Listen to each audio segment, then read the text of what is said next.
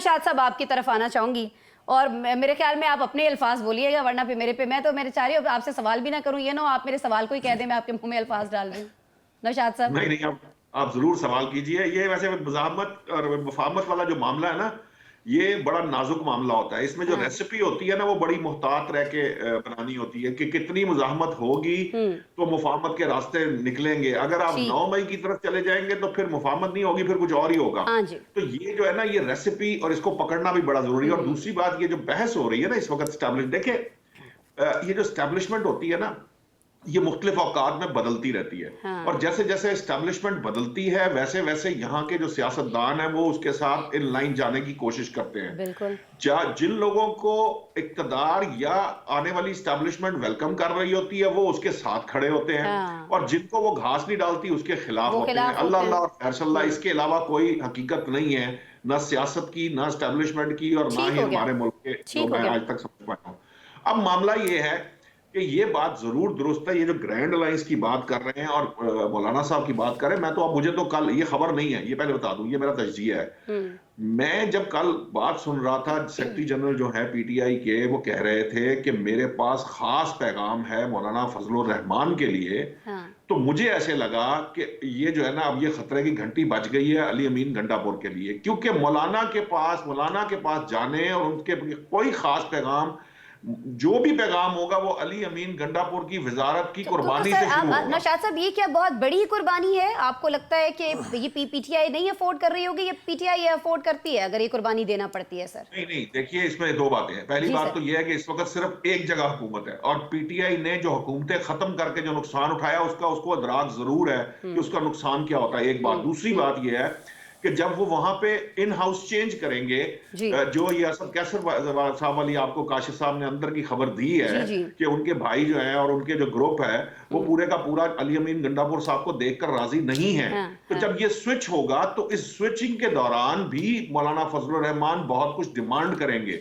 और वो अपने लिए वो एक्सेस डिमांड करेंगे जो उनके हाथ से निकल चुकी है। सो उसमें भी जो तब्दीली होगी वो पीटीआई के लिए, पीटीआई केपी के लिए बहुत नुकसानदेह हो सकती है आने वाले वक्त के अंदर। ये बिल्कुल उसी तरह जिस तरह पीपल्स पार्टी चाहती है कि पंजाब में इनरोड्स मिले, लेकिन उनको बतौर सियासतदान वो एक खास हद से आगे जो है वो उनको ठीक है, सपोर्ट नहीं यानी पीटीआई के लिए ये एक बड़ा, वो हम कह सकते हैं कि टफ टाइम है कि जिसमें उसको डिसाइड करना है, लेकिन बहुत सारे नुकसानात इसके क्या हो सकते हैं, फवाइद क्या हो सकते हैं, उनको भी इसको जहन में रखना है। और ईद के बाद उनको सेकंड जो दूसरा मरहला जो है एहतजाज का, वो भी शुरू करना है। नौशाद साहब, आप बहुत मुस्कुरा रहे हैं शहजाद साहब की बातों पर। मैं इसलिए मुस्कुरा रहा हूं कि मैं जब बोलना शुरू करूंगा तो आपके जो है कलई ना की बात हो रही है तो उम्मीदों, कलई तो खुल गई सर। शहजाद साहब मान ही नहीं रहे, वो कह रहे हैं अभी भिगोई और हुई है। आपकी उम्मीदों पे मजीद जो है ना वो ओस पड़ जाएगी। उसकी वजह यह है कि हाँ। आपको याद होगा, एक जमाना था, एक डॉक्टर आसिम हुआ करते थे कराची के। जी जी जी जी। उनके बारे में खबर आई, 700 अरब रुपए की करप्शन पकड़ी है। आप 60 अरब को रो रही ना, 60, हाँ। वो 700 बिलियन की करप्शन की बात है। मैं तो एक दफा वो मुझे भूलती ही नहीं है वो बात। और उसके सर बाद वैसे जो चलान माजरत मैं आपको टोक रही हूँ, यहाँ भी फैसल वाउडा साहब कह रहे हैं कि 1500 अरब की करप्शन है असल में यहाँ पे। हाँ, अब वो 1500, अब वो मैं बताने लगा था कि जब उनके ऊपर जो जो उनके चालान जमा हुआ ना, वो चंद लाख रुपए का था। तो मामला ये है, ये शायद चंद करोड़ का था, पता नहीं, वो भी किसी खाते में नहीं आया। तो ये जो बात है ना, ये जो कली है ना, ये तो उन्होंने सिर्फ ये कहा कि भिगो के रख देते हैं। ना सिर्फ हम भिगो के रख लेते हैं, बल्कि ऐसे टेम्परेचर पे रखते हैं कि अगर हमें 2 साल बाद, 3 साल बाद, 5 साल बाद, 10 साल बाद, 30 साल बाद जरूरत पड़े तो हम वो कलई निकाल के तो फेरना शुरू कर देते हैं। ये जो मामला है, ये बात दुरुस्त है कि ये जो है ना, ये फाइलें बनाने वाला काम है। और दूसरी बात ये है कि क्या सोर्सेज हैं। मैंने जी 8 महीने लगाए इसको इकट्ठा करने में, ये करने का। मुझे पता है, ये अभी आपको काशिफ साहब ने बता दिया, इस पाकिस्तान के बच्चे को पता है कि किन के सोर्सेज जो है वो इस्तेमाल करते हैं और वो किन के बंदे हैं। उन्होंने फाइल हाथ में पकड़ी, 8 सेकंड में व्हाट्सएप पे आई होगी। ये जो भी फाइल है 8 सेकंड में व्हाट्सएप पे आई होगी।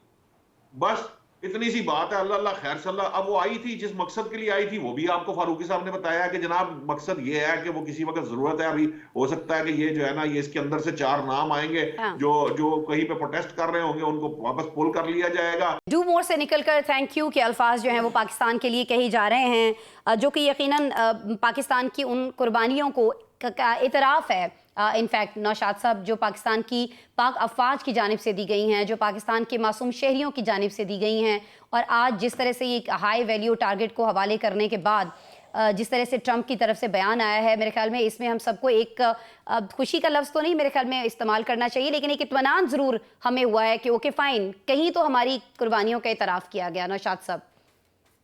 बिस्मिल्लाहिर्रहमानिर्रहीम। देखिए, यकीनन ये जो डू मोर से थैंक यू का सफर है, ये बड़ा कठिन भी था और इसकी बहुत भारी कीमत अदा की है पाकिस्तान ने। जी।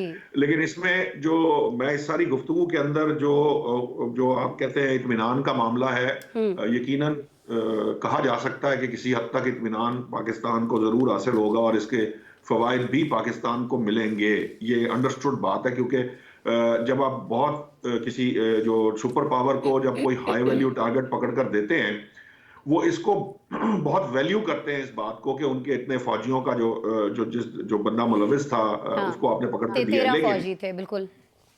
लेकिन आसमा, मैं माजरत के साथ मुझे ये कहना पड़ता है, थोड़ा सा आपको हल्का सा रेफरेंस दिया काशिफ साहब ने, लेकिन वो बड़ा अहम है। ये मसला सियासी नहीं है। ये जो केपीके वाला मामला है, ये नजरियाती है। और ये नजरियाती जो मामला होता है, इसमें एक प्रॉब्लम होता है कि जब तक आप कन्विंस नहीं होते कि जिस जो पूरे का पूरा जो आपका मुल्क है, वो जब तक इस फितनाल खवारिज को फितनाल खवारिज नहीं समझता, और बिल्कुल उसी तरह जिस तरह आपको याद होगा सानिया एपीएस के बाद कौम ने एक रिजॉल्व था, उस तरह का रिजॉल्व वापस नहीं आता, तब तक हम जो है इस मामले को निपट नहीं पाएंगे जो हमारे यहाँ ये मामलात हैं।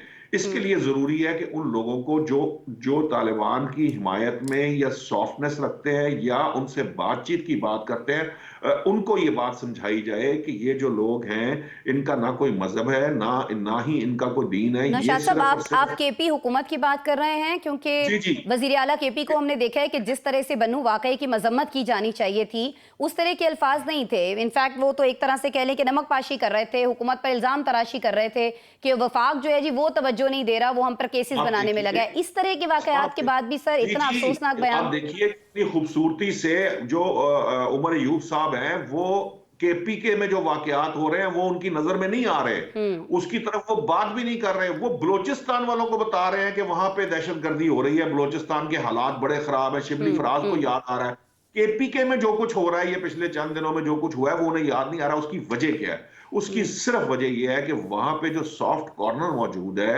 वहां पे जो हमदर्दी मौजूद है, उस हमदर्दी और सॉफ्ट कॉर्नर को खत्म करना पड़ेगा, और खत्म करके हमें एक बिल्कुल स्ट्रेट लाइन ड्रॉ करनी पड़ेगी कि जो है ये दहशतगर्द जो है वो उनके साथ। ठीक हो गया नौशाद साहब।